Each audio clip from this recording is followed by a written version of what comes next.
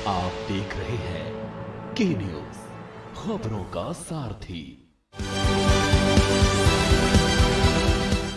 नमस्कार, मैं हूं शबी हैदर। आप देख रहे हैं के न्यूज और मेरे साथ आज एक ऐसी शख्सियत हैं जिसके बारे में कुछ भी कहना जो है वो नाकाफी होगा। और ऐसे विभाग के मंत्री हैं जिस विभाग के बारे में कहा जाता है कि ये विभाग नहीं आसा, बस इतना समझ लीजिए एक आग का दरिया है और डूब कर जाना है। लायबिलिटी वाला विभाग है, जवाबदेही ज्यादा है, पब्लिक से जुड़ा हुआ विभाग है, रोड एंड ट्रांसपोर्ट। और दयाशंकर जी उसके अगवा हैं, उसके अभिभावक हैं, उसके मुखिया। और आज हम इनसे बात करेंगे बहुत सारे मुद्दों पर, राजनीति पर।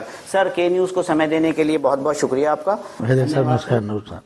बागी बलिया से आप आते हैं सर, बागी हैं क्या आप सर? देखिए, गरीबों की बात करना, मुजलिमों की बात करना, भ्रष्टाचार के खिलाफ में बोलना, सत्य बोलना, यदि ये बागी है तो मैं बागी। सत्य बोलना अगर बागी बगावत में आता है सर, सत्य बोलना अक्सर मुसीबतों का सामना करना पड़ता है। अगर आप सच बात करें, अगर आप सच्चाई के लिए लड़ें, आपको भी करना पड़ा। सही है, लेकिन सदैव जो है सच परेशान हो सकता है लेकिन पराजित नहीं हो सकता। सत्य पराजित नहीं हो सकता, निश्चित तौर पर। सर, थोड़ा सा अपनी अगर हम बलिया की बात करें, आपकी विधानसभा की बात करें, और राजनीति वहाँ पे रची बसी है सर, तो कितना मुश्किल था सर एक बलिया, एक ऐसे शहर से जहाँ पर एक से एक दिग्गज, एक से एक बड़े जो है वो राजनीतिज्ञ गुजरे, वहाँ पर अपनी पहचान बनाना कितना मुश्किल था सर? देखिए, ये सही बात है कि राजनीतिक दृष्टि से बलिया जो है बहुत ऊर्जावान है, और गंगा और सरयू दोनों के दुआब पर बलिया जिला बसा हुआ है, और 3 तरफ से वो नदियों से घिरा हुआ है। केवल आप पश्चिम से आप समझिए कि उत्तर प्रदेश से जुड़ा है, नहीं तो उसके उत्तर में बिहार है, दक्षिण में बिहार है, पूरब में बिहार है, और तीनों तरफ से नदी, एक तरफ गंगा और दूसरे तरफ सरयू। और जयप्रकाश नगर में जो लोकनायक जयप्रकाश जी की जन्मस्थली है, वहाँ पर दोनों गंगा और सरयू मिल जाती हैं। तो बड़ा ही उर्वरा धरती है वो, और बहुत बड़े बड़े लोगों को वहाँ जन्म दिया। यदि मैं क्रांतिकारियों की बात करूँ तो मंगल पांडे 1857 के महानायक बलिया के ही रहने वाले थे। या देश की आज़ादी में सबसे पहले आज़ाद होने का गौरव हिंदुस्तान के 3 जिलों को मिला था, जिसमें बलिया सबसे आगे था। बलिया और महाराष्ट्र के सत्तारा और बंगाल के मेदिनीपुर, ये 3 ही जिले थे जो 1942 के भारत छोड़ो आंदोलन में आज़ाद हुए थे, और बलिया उसमें सबसे आगे अग्रणी भूमिका में था। बलिया के चित्तू पांडे ने उस समय नेतृत्व किया और आज़ाद भारत के, और बलिया के पहले वो जिलाधिकारी हुए, और महानंद मिश्रा जी उस समय के जो महान क्रांतिकारी थे वो बलिया के एसपी हुए। बहुत दिनों के बाद फिर से अंग्रेजी हुकूमत जो है बलिया को फिर से पराधीन बना सकी, और बलिया में, और उसके पीछे आप जाएंगे तो बलिया में भृगु ऋषि का त्याग का धरती है वो, और वहाँ पर उन्होंने बरसों तक तपस्या किया। और भृगु जी के बारे में बताना नहीं, सब लोग जानते हैं वो किस तरह के ऋषि संत थे। और यदि और आप देखेंगे तो दैत्यों के जो राजा महाबली बलि थे, वो भी बलिया से ही उनका निवास स्थान बताया जाता है। और जिन्होंने विष्णु के अवतार जब भगवान बामन ने जो केवल 2.5 पग मांगा था भिक्षा में, तो उस समय बलि ने कहा कि आप मांग रहे हैं तो क्या मने, क्योंकि महादानी बलि थे। और उन्होंने, आप कहानी है कि भगवान विष्णु 52 अवतार में 2 डेग में तो धरती और पताल आकाश सब ले लिए थे, और आधे डेग के लिए उन्होंने, बलि ने स्वयं जो है अपने सर उनके सामने रख दिया था। तो दानवीरों का भी धरती बलिया है, और पावन माँ गंगा सबसे ज़्यादा, यदि उत्तर काशी से लेकर के, और यदि बंगाल की खाड़ी में मिलती हैं तो सबसे ज़्यादा किसी जिले में वास करती हैं तो वो जनपद बलिया है। तो बलिया उर्वरा शक्ति है। उसके बाद आप देखे होंगे कि व्यवस्था परिवर्तन की लड़ाई हुई तो बलिया के जयप्रकाश नारायण ने उसका नेतृत्व किया पूरे देश में। या इच्छा शक्ति के धनी चंद्रशेखर जी थे, जिन्होंने पढ़ते समय उन्होंने संकल्प लिया था कि बनूंगा तो देश का प्रधानमंत्री बनूंगा, उसके नीचे कुछ स्वीकार नहीं, और ईश्वर ने उनको प्रधानमंत्री बनाया। तो बागी बलिया इस देश में जब भी आवश्यकता पड़ी है तो उस चुनौती को स्वीकार किया है और अपने आप को बलिदान करके देश की रक्षा में अपने अग्रणी भूमिका निभाया है। बिल्कुल, एक अंग्रेजी कहावत है कि टफ टास्क हमेशा टफ लोगों के ही जो है वो हिस्से में आते हैं, और दयाशंकर सिंह के जो हिस्से में एक बहुत बड़ी जिम्मेदारी आई है वो रोडवेज की आई है। रोडवेज एक ऐसा विभाग है जहां पर आम लोग एक जगह से दूसरी जगह जाते हैं। लेकिन सर, कहते हुए अच्छा नहीं लग रहा कि आपका जो विभाग है उसमें अक्सर ऐसा होता है, मैं खुद अभी जा रहा था, बस जो है वो रास्ते में खराब हो गई। तो एक जो आम जनता है जिससे सीधा आपका कनेक्ट है, वो तकलीफों में जो है वो यात्रा कर रही है। इसके लिए आपके पास कोई प्लान है, कोई रोड मैप है, कैसे जो है वो बसों की व्यवस्था को ठीक करेंगे?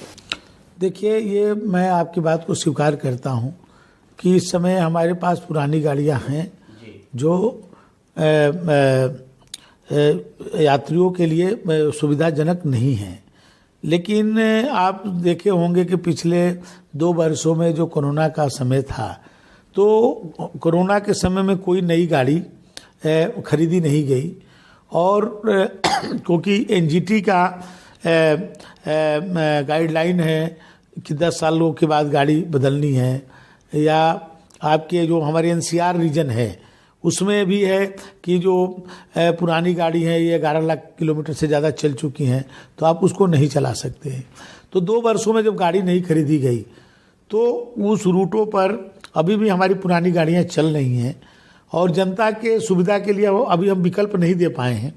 यदि हम नई गाड़ियों का विकल्प दे देंगे तो हम पुरानी गाड़ी वहाँ से जो निकाल लेंगे। अभी मैं 1150 गाड़ी नई बसें हम मंगा रहे हैं। अभी 150 बसें हमारी बन के अभी तैयार हुई थी। हर जिलों के मैंने 2-2 बसें उसमें उपलब्ध कराई नई बसों में। अभी 1150 नई बसें और आ रही हैं, और माननीय मुख्यमंत्री जी के निर्देश पे हम 15,000 अभी बसों को हम अनुबंधित करने जा रहे हैं। जो हमारी जो डागामार बसें चलती हैं उनसे भी मेरा वार्ता चल रही है, और मैं उन लोगों को बहुत सारे नियमों में शिथिलता लाया हूँ, और बहुत आसान जो है हमने वो बनाया है कि पॉलिसी बनाया है कि आप हमारे साथ जुड़िए और आप जो है ज़्यादा लाभ आप कमाइए, हमको केवल हमारा मेंटेनेंस जो ना मेरा हो सकता है उतना ही हमको दीजिए। और हमारा उद्देश्य पैसा कमाना नहीं है परिवहन विभाग का या परिवहन निगम का। हम तो जनता की बेहतर सेवा देना चाहते हैं, वो उनका आवागमन मैंने सही समय पर हो, सुविधाजनक हो, कम पैसे पर हो। तो हम उनसे बात कर रहे हैं, और यदि हमारी बात सफल होती है तो मैं भी 15,000 बसें और लाने वाला हूं। तो आप ये समझेंगे कि उत्तर प्रदेश का कोई गांव नहीं बचेगा जहां पर हमारी बसें न चल सके। बड़ी बात कह रहे हैं सर। और 12,200 गांव ऐसे बचे हुए हैं जहां पर अभी हमारी बसें नहीं जाती हैं। लेकिन मैं अब उसको निर्णय ले रहा हूं कि आने वाले 5 वर्षों के अंदर कोई गांव उत्तर प्रदेश का न रहे जहां पर हमारी रोडवेज की बसें न चले। क्यों? देखिए, रोडवेज बाकी प्राइवेट बसें हमारी चलती हैं 1 लाख से ज़्यादा हैं, लेकिन वो अपने हानि लाभ के आधार पर चलती हैं। लेकिन हमारा जो रोडवेज का बसेज हैं वो कि जनता की जो आवश्यकताएं हैं उसके कारण चलती हैं। हमारे घाटे में भी बहुत बसें चलती हैं, लेकिन हम चलाते हैं। हमारे 10-20 सवारी मिलते हैं तभी हम चलाते हैं। उसके बाद आप देखे होंगे कोरोना काल में सभी प्राइवेट बसें बंद हो गई, तो हमारे जो दिल्ली के बॉर्डर पर बहुत सारे लाखों लोग वहाँ पर खड़े थे अपने घर जाने के लिए। आप उस समय रोडवेज की बसें जा करके 12,000 बसें लगाई गई। तो आप ये समझिए कि हमारे लाखों लोग जो हमारे मजदूर किसान भाई वहाँ पर फंसे हुए थे उनको घर तक सुरक्षित पहुँचाया गया। कोटा में हमारे छात्र फंसे थे, उनको घर तक पहुँचाए।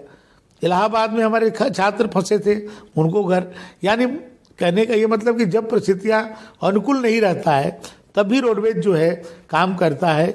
इसलिए माननीय मुख्यमंत्री जी ने सदन में कहा था कि उत्तर प्रदेश परिवहन निगम की संकट का साथी है। तो जो आपने कहा उसको मैं स्वीकार करता हूं, और आने वाले समय में आप देखेंगे कि बहुत एक नई बसों के बेड़ा के साथ, सुविधाजनक बसों के साथ, आरामदायक सीटों और से आधुनिक साज सज्जा से युक्त बसों के साथ मैं आपसे फिर मिलूंगा, और हम अपनी रोडवेज को हम लोग एक अच्छे उसमें क्लेवर में ले जाना चाहते हैं, और बहुत काम हम लोग का उसमें आगे बढ़ चुका है। हमें उम्मीद है निश्चित तौर पर सर जाएगा। एक मजबूत कंधों पर रोडवेज विभाग है। अगर बसों की बात करें और बस अड्डों की बात ना करें तो ये एक थोड़ी सी नाइंसाफी वाली बात होगी। मंत्री जी, बस अड्डों के लिए क्या आपके पास कोई योजना है? क्योंकि बहुत जीर्ण, बहुत दयनीय स्थिति में है सर बस अड्डे। बहुत अच्छी बात कही, और मेरे माननीय मुख्यमंत्री जी का विजन है, वो ये चाहते हैं कि कोई भी व्यक्ति आए तो पहले कम से कम जहाँ पर से उसको बैठना है या वहाँ पर उसको आराम करना है, वो जगह बहुत ही अच्छी होनी चाहिए। आपको मैं आपके चैनल के माध्यम से बता देना चाहता हूँ कि अभी मैं 24 रोडवेज की जो हमारी जो प्राइम है, लखनऊ, कानपुर, आगरा, बरेली, गाजियाबाद, बनारस, प्रयाग, गोरखपुर, ये जो बड़े बड़े जो हमारे सेंटर हैं, 24 जगहों पर हम हवाई अड्डा की तरह बस अड्डा बनाने जा रहे हैं। मैंने आप जैसे हवाई अड्डा में जो सुविधाएं हैं, जहां उनके जिस तरह से लाउंज बने हुए हैं लोगों को बैठने के लिए, उनके जो शौचालय हाई मानक के बने हुए हैं उस तरह के, और हमारी माताएं बहनों के लिए अलग से बैठने के लिए अच्छे पानी पीने की वहाँ व्यवस्था, सब मैंने सभी चीज़ जो हवाई अड्डा पर मिलता है उस तरह का हम बस अड्डा बनाने जा रहे हैं। और अभी 24 को हम टेंडर करने जा रहे हैं। लेकिन आप देखेंगे कि मैं कई चरणों में, आप पूरे उत्तर प्रदेश के कोई जनपद बचेगा नहीं जहां पर मैं हवाई अड्डा की तरह बस अड्डा न बना सकूं। आने वाले दिनों में आपको दिखने को मिलेगा। बसों की रफ्तार बढ़ेगी और बस अड्डों की जो चेहरा और मोहरा है वो भी दुरुस्त होगा। सर, आप एक बहुत ही माहिर पॉलिटिशियन कहे जाते हैं। निश्चित तौर पर चीज़ें आप तक आईं और थोड़ा देरी से आईं। हम कह सकते हैं कोई संकोच नहीं होगा हमें कहने में कि इससे पहले भी आपको चुनाव लड़ना चाहिए था, टिकट नहीं हुआ, बहुत सारी चीज़ें हुई। लेकिन आपको एक राजनेता के साथ साथ एक कूटनीति में भी आपको जो है वो कहा जाता है कि भाई बच के रहना। दयाशंकर सिंह है, कहाँ छेनी हथौड़ी लेके किस दल में जो है वो छेद कर दें, कहाँ से क्या ले आएँ। ये जब आप कहीं जाते हैं तो जो विपक्षी दल होते हैं वो संकुचित रहते हैं। इस दृष्टि में क्या, कहाँ पे आप सेंधमारी कर रहे हैं, कहाँ पर इस वक्त जो है वो आप कौन सी जो है वो सारी चीज़ों को उसको वो कर रहे हैं? नहीं, देखिए, पार्टी ने एक अपने ज्वाइनिंग कमेटी बनाई थी, उसमें मुझे रखा था। और जब पार्टी जो निर्देश देती है, जिस रूप में देती है, उसको हम करते हैं। ये सही है कि हम लोग विद्यार्थी नेता रहे हैं और सभी दलों में अपने दोस्त हैं, और उनके माध्यम से वो लोग भी हमको अप्रोच करते हैं, और पार्टी को भी जहाँ ये लगता है कि इस व्यक्ति को लाने से पार्टी को लाभ होगा, तो जहाँ पार्टी लगाती है तो उसमें हम लोग काम करते हैं। और अभी विधानसभा के चुनाव में भी बहुत सारे साथी जो दूसरे दल से आए हैं और चुनाव लड़े, एमएलए बने, मिनिस्टर भी हैं आज हमारे साथ। तो ये पार्टी की अपनी जो रणनीति होती है उसके तहत हम लोग पार्टी के अपने जो राष्ट्रीय नेतृत्व है, प्रदेश के नेतृत्व है, उनके मार्गदर्शन में काम करते हैं। बिल्कुल। मेरा अगला सवाल ओम प्रकाश जी को लेकर होगा और दूसरे सारे राजनेताओं को लेकर होगा, लेकिन समय एक ब्रेक का हो रहा है, वक्त एक ब्रेक का है। छोटा सा ब्रेक लेते हैं, ब्रेक के बाद फौरन आप वापस आते हैं, कहीं मत जाइए। आप देख रहे हैं के न्यूज, खबरों का सारथी। देखें कौन नया खिलाड़ी आया है, समझा देते हैं, प्यार से समझाएंगे। ये तो अपनी जुबान है। जुबान एक हो तो दिल भी एक होने चाहिए। विमल, बोलो जुबान केसरी। आप देख रहे हैं के न्यूज, खबरों का सारथी। ब्रेक के बाद आपका स्वागत है। आप देख रहे हैं के न्यूज। मैं हूं शबी हैदर और हमारा जो इंटरव्यू है, द इंटरव्यू का सिलसिला दयाशंकर सिंह जी के साथ जारी है। अगला सवाल ओम प्रकाश राजभर जी और उनके जैसे दलों के नेताओं को लेकर है। सर, एक समय आ गया था, ओम प्रकाश आपके साथी थे, आपको चुनाव में मदद की है, भारतीय जनता पार्टी ज्यादा सीटें जीती, फिर ब्रेक हुआ, तलाक हुआ और एक बार फिर से जो है कि ऐसी सुबुगाहट है, फ्रिक्वेंसी आप ही सेट कर रहे हैं कि वो क्या भारतीय जनता पार्टी में फिर से आएंगे, क्या होगा? देखिए, ये तो हमारे राष्ट्रीय नेतृत्व तय करेगा कि कौन पार्टी में आएगा, कौन नहीं आएगा। लेकिन ये सही है कि जिन उद्देश्यों को लेकर के ओम प्रकाश जी या जो राजनीति करते हैं, जो गरीबों, वंचितों, दलितों को जो है वो उत्थान के लिए राजनीति करते हैं, तो मोदी जी और योगी जी उसको पूरा करते हैं। लेकिन सर, यहाँ पे मैं रोकूंगा आपको, योगी जी के लिए उन्होंने क्या नहीं कहा था सर? तो देखिए, राजनीति में कौन क्या कहता है, ये समय और परिस्थितियों के अनुसार ये सब चीज़ें होती रहती हैं। कभी राजनीति में कोई ये अस्थायित्व तो नहीं रहता है, समय और परिस्थितियों के अनुसार आदमी के बदलता रहता है। और लेकिन मैं ये कहूँगा कि जिस उद्देश्य के लिए वो संघर्ष करते हैं, उसका कोई उसको पूरा कर रहा है तो मोदी जी और योगी जी कर रहे हैं। आप देखिए, इस कोरोना काल में ये गरीब से गरीब व्यक्ति भी कोई भूखा नहीं रहा है, सबके घर में अन्न का भंडार है, जो हर घर में शौचालय हो रहा है, हर घर में आपके उजाला के माध्यम से चूल्हे और गैस कनेक्शन लग रहे हैं। तो गरीबों के लिए जो काम ये हमारी सरकार ने किया है, वो जो ओम प्रकाश जी या उनके तरह जो राजनीति करने वाले लोग हैं, उनके लिए ये प्रेरणादायक है। जो जहाँ पर गए थे वो देखिए बेमेल गठबंधन था, वो लंबे समय तक, उसमें भी मैं कहता था कि लंबे समय तक वो गठबंधन नहीं टिकने वाला है, क्योंकि ये दोनों लोग एक सैद्धांतिक रूप से नहीं गए थे, एक चुनाव के दोनों की मजबूरियों के कारण गठबंधन हुआ था। तो जो मजबूरियों के साथ जो गठबंधन होता है वो लंबे समय तक नहीं चलता है, इसलिए वो लंबे समय तक चला भी नहीं। और हम लोग के साथ उनका एक वैचारिक एक सिद्धांत का है, तो लंबे समय तक हम लोग साथ रह सकते हैं। मेरा सवाल सर समाजवादी पार्टी को लेकर है। समाजवादी पार्टी में बहुत कुछ ठीक नहीं चल रहा है। अभी आजम खां की जो है वो सदस्यता जो है वो गई है, इसके अलावा बहुत सारी चीज़ें हैं। समाजवादी पार्टी को उत्तर प्रदेश की राजनीति में आप किस तौर पर देख रहे हैं सर? क्या एक मुख्य विपक्ष के तौर पर अगर चुनाव होगा तो आपकी लड़ाई किससे होगी? देखिए, समाजवादी पार्टी, मैं सवाल आपसे इसलिए पूछ रहा हूं क्योंकि आप राजनेता के साथ एक जो भारतीय जनता पार्टी की जो रणनीति है, जो जिन चीज़ों को लेकर वो आगे बढ़ती है, आप उसके अगवाकार होते हैं, बहुत सारी जिम्मेदारियां आपके ऊपर होती हैं। इसलिए मेरा सवाल आपसे सर है। देखिए, समाजवादी पार्टी को जो मुलायम सिंह जी ने जिस रूप में अखिलेश जी को छोड़ा था, वो धीरे धीरे देखिए वो ख़त्म होता गया।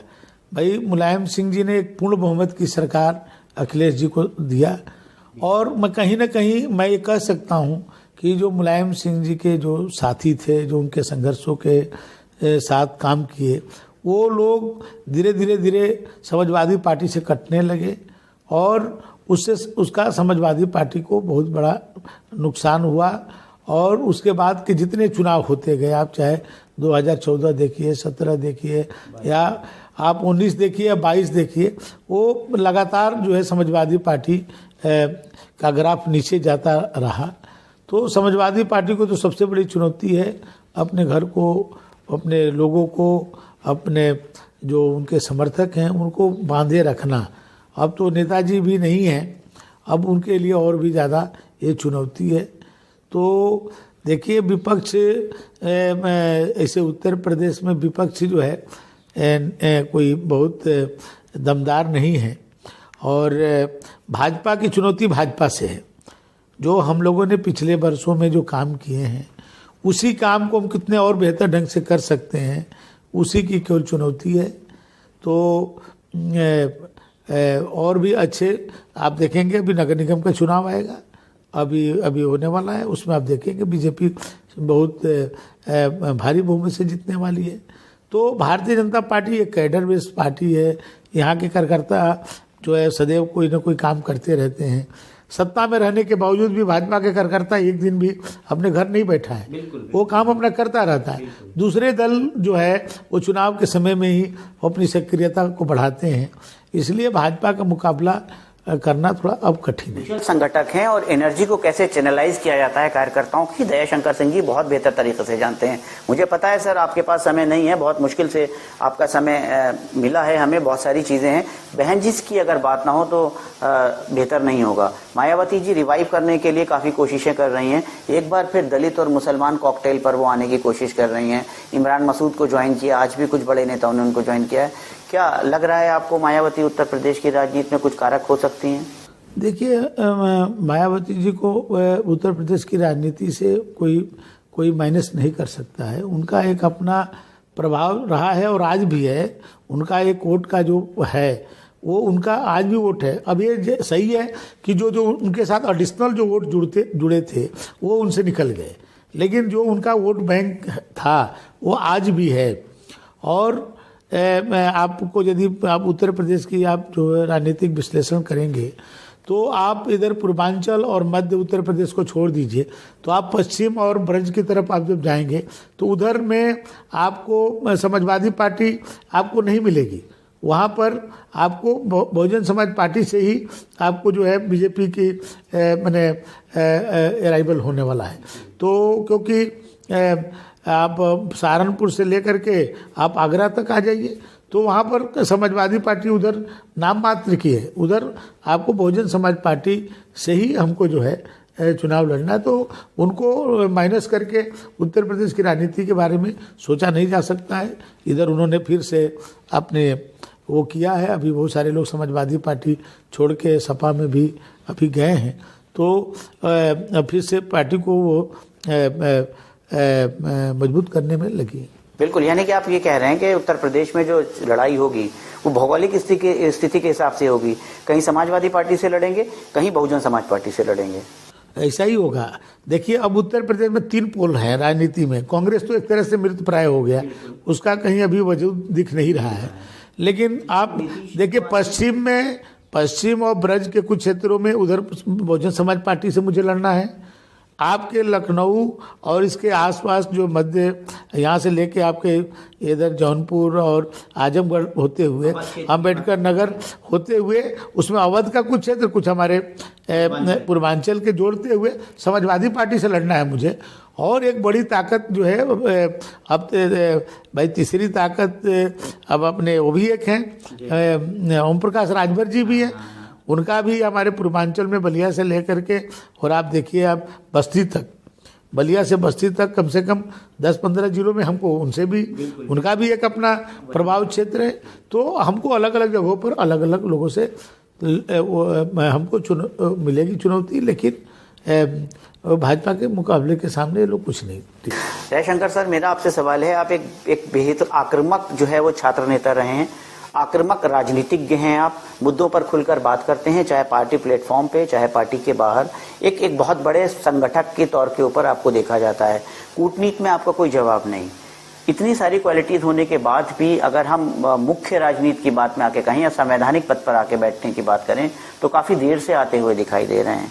क्या कहेंगे, किस्मत का फेर कहेंगे आप या पार्टी की तरफ से जो है वो आप कुछ नहीं? देखिए, हम तो बहुत सौभाग्यशाली हैं और मैं आपको बताऊं, मैं तो कभी इतना मैंने पार्टी ने मुझे सम्मान दिया। मैं जब से राजनीति में हूँ, भाजपा में जब से आया हूँ, एक दिन भी मैं बिना पद के नहीं रहा हूँ। पार्टी ने बहुत दिया।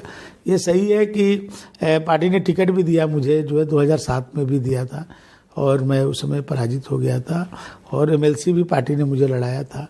लेकिन अब उस समय की परिस्थितियाँ अनुकूल नहीं था और फिर पार्टी ने देखिए टिकट दिया, MLA बनाया, मिनिस्टर बनाया। जो हम लोग तो कभी पढ़ने के लिए आए थे, कभी सोचे भी नहीं थे कि मैंने यहाँ तक हम लोग पहुँच जाएंगे और यहाँ तक पार्टी ने पहुँचाया। ये हमारे जैसे सामान्य कार्यकर्ता के लिए एक गर्व की बात है। और हमारे जैसे बहुत ही हजारों कार्यकर्ता हैं जिनका कोई राजनीतिक पृष्ठभूमि या कोई पारिवारिक कोई बहुत बड़ा बैकग्राउंड न होते हुए भी एक कार्यकर्ता के रूप में हम लोग आगे बढ़ते गए। वो इस पार्टी का ही देन है। पार्टी ने अवसर दिया मुझे, और आज भी एक मैंने इतने बड़े सूबे का मैं पार्टी ने मुझे पहली बार एमएलए बन के आया और मंत्री बनाया, तो इससे बड़ा हमारे लिए सौभाग्य के लिए क्या बात हो सकती है। निश्चित तौर पर सर, ये दयाशंकर सिंह जी हैं और इनके बारे में कहा जाता है, या मैंने बहुत कम ऐसे लोगों को देखा है जो अपने नाम को जीते हैं। दयाशंकर मतलब दया का पर्याप्त, दया जिसके बिल्कुल कड़ में दया है। अगर किसी को देख लेंगे राह चलते और उसको मदद की जरूरत होगी तो दया जी अपनी उस मदद को पूरी करते हैं। मेरा आखिरी सवाल है इस इंटरव्यू का सर, अगर दयाशंकर राजनेता ना होते तो क्या होते? मैं तो आपको दिल की बात ये बता रहा हूँ। आज एक मैंने अपने दिल की बात भी आपसे कह दे रहा हूँ। आप मैं जो बहुत छोटा था तो मैं अपने गांव में लोगों को पैर और छूता था, तो लोग हम लोग को आशीर्वाद देते थे कि कुछ लोग कहते थे कलेक्टर बना भोजपुरी में, कुछ लोग कहते थे कि बैरिस्टर बना।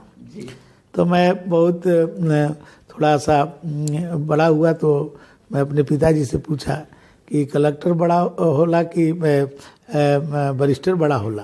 तो हमारे पिताजी बोले नहीं बैरिस्टर। तो हमने बैरिस्टर का होला, बैरिस्टर का होला। तो उन्होंने कहा कि जो विलायत से पढ़ के लोग आते हैं लॉ, उनको बैरिस्टर बोलते हैं। तो मैंने कहा कि मैं भी बैरिस्टर बनूंगा। मैंने छोटे थे बच्चे जैसे अपने करते हैं, तो मेरे मन में शुरू से था कि मैं बाद में थोड़ा और बड़ा हुआ तो मैंने ये हुआ कि मैं वकालत पढ़ूंगा। तो फिर मैंने जो लखनऊ विश्वविद्यालय में जब मैं बीए किया, तो बीए करने के बाद मैं जो है एलएलबी किया।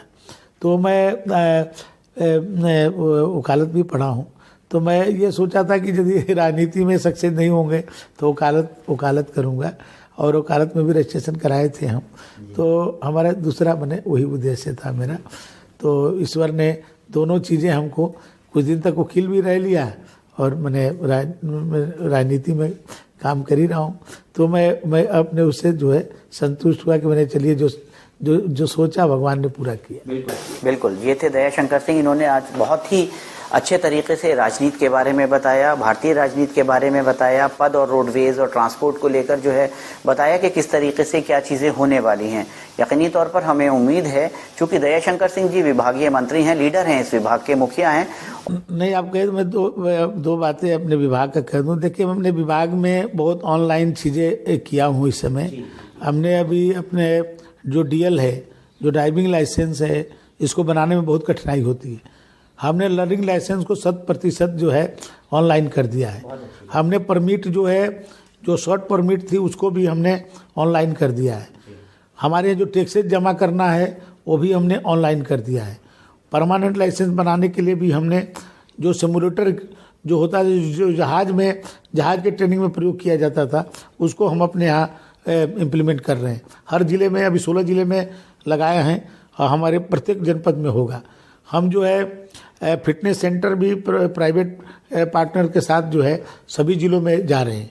तो हम जो है हर जगह DTI खोल रहे हैं, ड्राइविंग ट्रेनिंग इंस्टीट्यूट, क्योंकि दक्ष ड्राइवर हों, क्योंकि बहुत सारे एक्सीडेंट्स हो रहे हैं। तो उसके लिए हम जो है नए टेक्नोलॉजी का जो उपयोग कर रहे हैं। तो हमारे बहुत सारे चीज़ों में हमने अभी बदलाव किया है। बिल्कुल। दयाशंकर सिंह जी ने विस्तार से जो है वो पूरा रोड मैप बताया है और बहुत सारी चीजें हुई हैं, बहुत सारी चीजें होना बाकी हैं। हमें विश्वास इस बात का है कि ये सारी चीजें सच होंगी, परिकल्पित होंगी और नए उत्तर प्रदेश में नई बसें होंगी, नए रोडवेज स्टेशन होंगे और यात्रियों को अच्छी सुख सुविधा के साथ वो अपने गंतव्य स्थल तक पहुंचेंगे। अगले द इंटरव्यू में किसी और खास शख्सियत के साथ, आज के लिए मुझे इजाजत दीजिए। नमस्कार।